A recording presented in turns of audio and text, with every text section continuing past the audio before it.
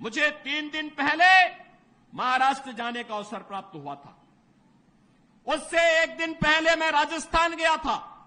अभी जम्मू कश्मीर से आ रहा हूं और केवल यहां की सभा के लिए आया हूं, अन्यथा मेरे और भी कार्यक्रम थे। मैंने कहा नहीं, मैं जाऊंगा सरधना में, मैं इस बार जरूर जाऊंगा, 24 में मैं जरूर जाऊंगा।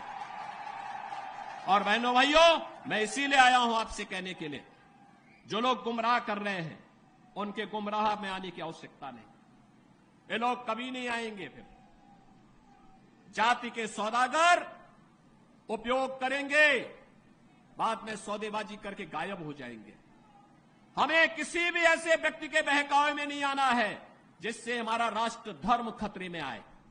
याद रखना, इस देश के राष्ट्र धर्म को हमेशा खतरा जब भी आया है, इन्हीं लोगों के कारण आया है जिन्होंने जातीयता के आधार पर समाज के सामाजिक ताने बाने को छिन्न भिन्न किया है, हमेशा छिन्न भिन्न किया है।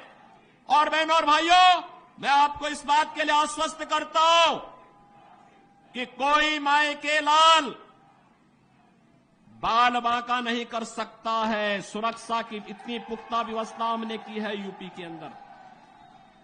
आज आप देखते होंगे बड़े बड़े दुर्दांत माफिया और अपराधी किस कदर उनकी दुर्गति हो रही है। आप देख रहे होंगे, जिनके नाम से ही लोग कर्फ्यू जैसा माहौल होता था, आज उनकी दुर्गति क्या है, हर व्यक्ति देख रहा है। इन माफिया और अपराधियों की स्थिति क्या है, आप रोज सोशल मीडिया के प्लेटफॉर्म को उठा करके देखते होंगे। एक दुर्दांत माफिया ऐसा भी था, बहनों और भाइयों, जब आज समाजवादी पार्टी की सरकार के समय चलता था तो मुख्यमंत्री हो या मुख्य न्यायाधीश, इन सब के काफिले रुक जाते थे और माफिया का काफिला निकलता था।